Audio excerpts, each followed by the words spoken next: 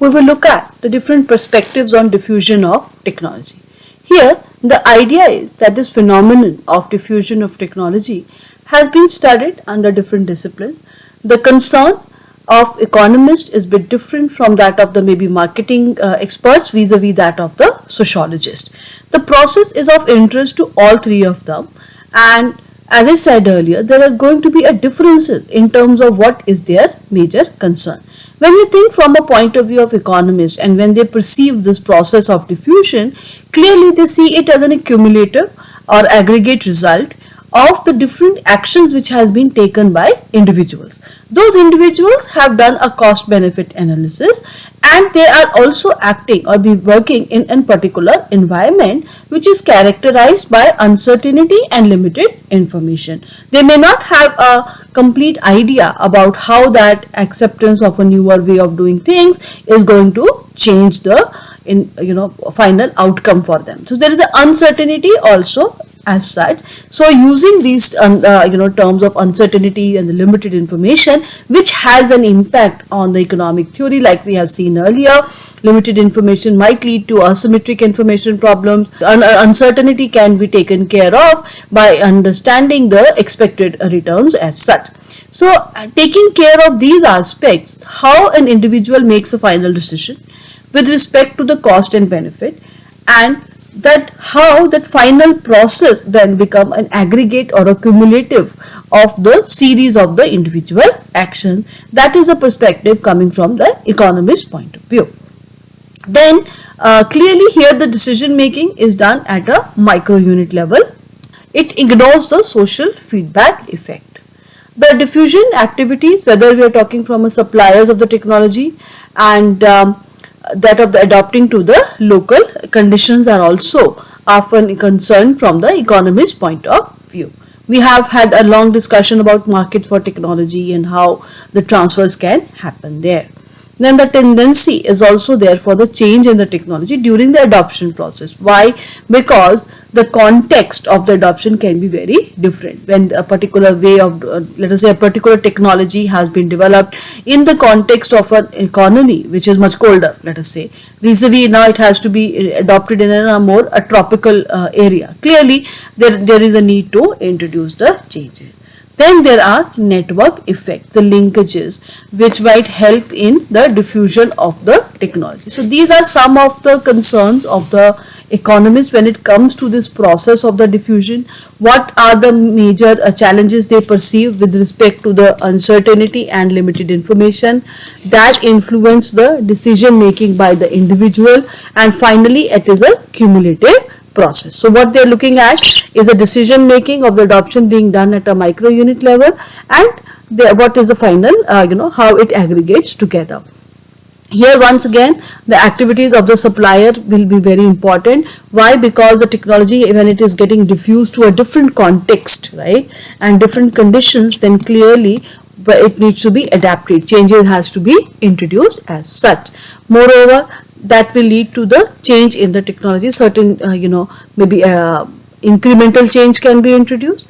Lastly, there could be a network effect, that if a particular technology would require that a certain group comes together and as a result it will diffuse, then clearly the network effect will play out. Network effect will also play out in terms of the information being given or being disseminated or being spread out with respect to the use, whether there are certain challenges, whether there are whether it is very easy to absorb, etc. The concern from a sociologist, of course, is the external environment, the social context, how the society would be adopting it. Moreover, though may also talk about, may not talk about in the context of a diffusion of technology itself, but of its impact on the society. So the two-way relationship can be analyzed. However, the focus then in that case becomes the external environment. When you think from a marketing literature point of view, then they would have to think, how do we encourage the customers in order to purchase the new goods? What is going to be the forecast of regarding the success of this product in the marketplace? So their concerns are going to be very different. Now let us talk about the different factors or determinants which will facilitate the process of the diffusion of the technology. Like I was just talking about social impact and the network. So social impact is important in the speed of the technology. Why? Because people are more inclined to adopt a technology if they see friends, co-worker, opinion leaders in their social network adopting and approving it.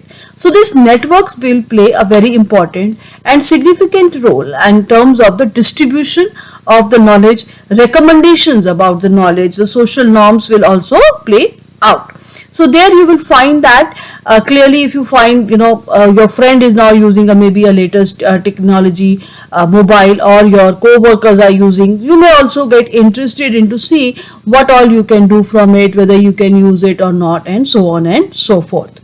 Next is with respect to the availability of infrastructure. There, whether you have the access to the technology or not, and moreover and most importantly the accompanying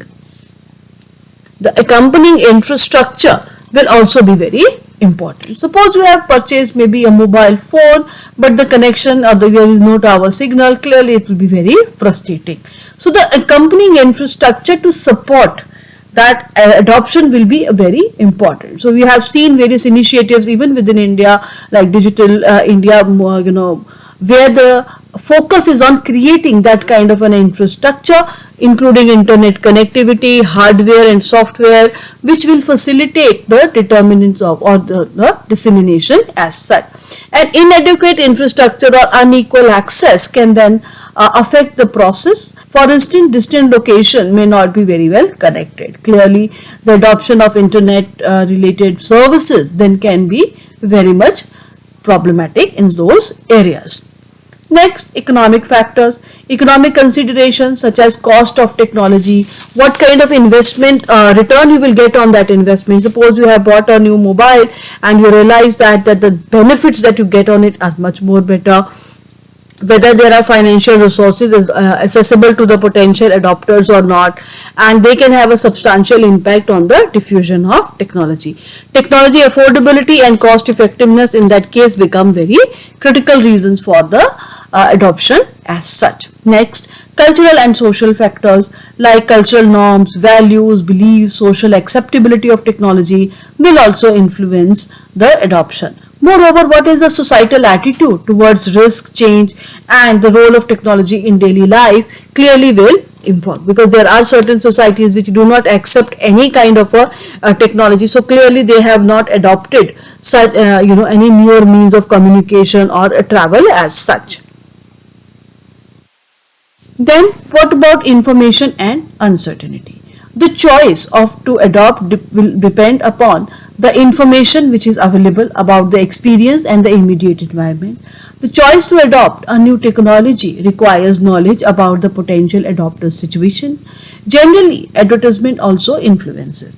Whenever we are talking about these factors which are facilitating the diffusion of technology, you can look at some examples in the real life. At an economy level, you can think of how introduction of mobile phones has changed the Indian economy, starting from the early 2000s and then the last 2 decades. The kind of change that has been brought in by the adoption of the mobile phone from somebody who is really high up in the economic ladder vis-a-vis somebody who may not have access to the resources, as well as may not have not have a very high economic position as such. So they have completely changed. But what did facilitate the adoption of those mobile phone? Then that can be done with respect to the social impact and network infrastructure has been created. You will realize that the people who bought the mobile phone, they were giving the feedback to the others, and clearly there were economic factors also, because to getting a landline connection in the country was very difficult, and the overall connectivity with respect to landline was also limited. Apart from that, the information got disseminated amongst the different players. Moreover, the market structure in that particular industry, when we talk about the availability of the telecommunication services, was very competitive, and in that competitive setup, what you find that the cost of per unit, even talk time was reducing considerably. That was further facilitating the use of the mobiles in the Indian case. Though we have few companies, it was an oligopolistic market structure, but the competition was rather intense. Apart from that, the regulatory environment will also play a significant role. What kind of a regulations, rules have been created?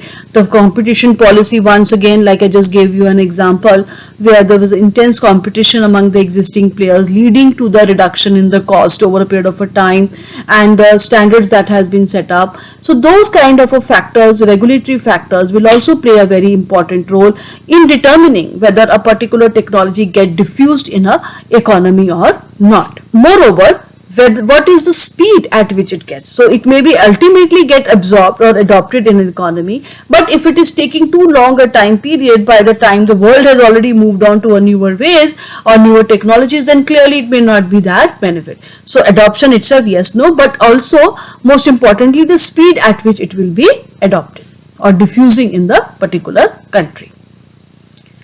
There are clearly going to be certain barriers which will stop the process, or will, if not completely stop, clearly hinder the process of the diffusion. So what are those barriers? For his first one which will come to your mind is clearly the cost barriers. If the cost of purchasing, installing, maintaining is rather high and it is very substantial, then clearly there are going to be challenges in terms of the diffusion. The initial investment required, recurring expenses, and the affordability from the individual and organization point of view will have a potential limit to the spread of the technology. The barriers to the infrastructure, for instance, if now we have the mobile phones, but if there are not enough towers which is hindering the signals, will have a impact on whether you would buy one or not. So limited access to technology, inadequate infrastructure, the problems related to internet connectivity, insufficient power supply. You may have mobile phone in the home, but when you don't have a power supply for 3 days, there is no possibility to charge it. A lack of appropriate gear or software, insufficient technological assistance in certain regions or communities. As a result, you will find that the technology does not get diffused easily.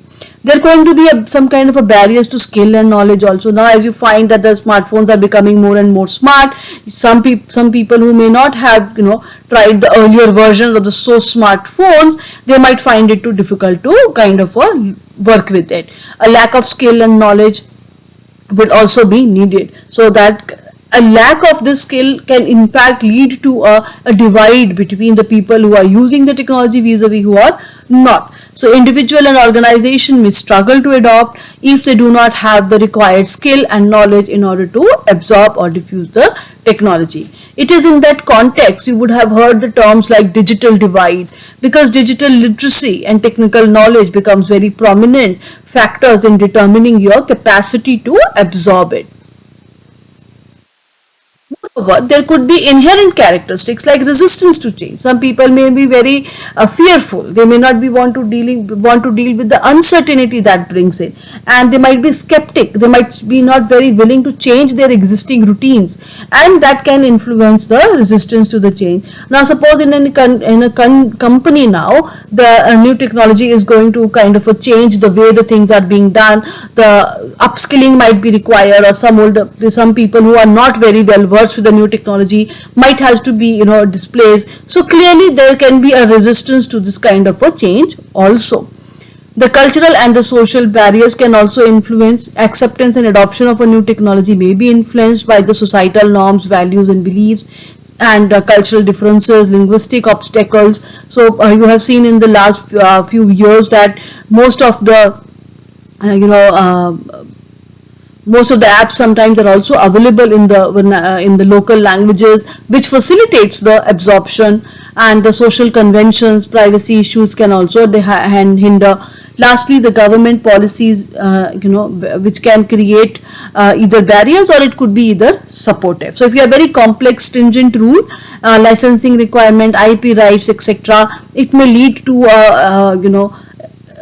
difficulties in terms of technology adoption, particularly in case of the regulated industries. So with this, we will finish our discussion on diffusion of technology. We have understood the term. We have also looked at the diffusion process, a few models related to that. Then we have looked at the factors which facilitate it, and lastly understood the barriers to diffusion of technology.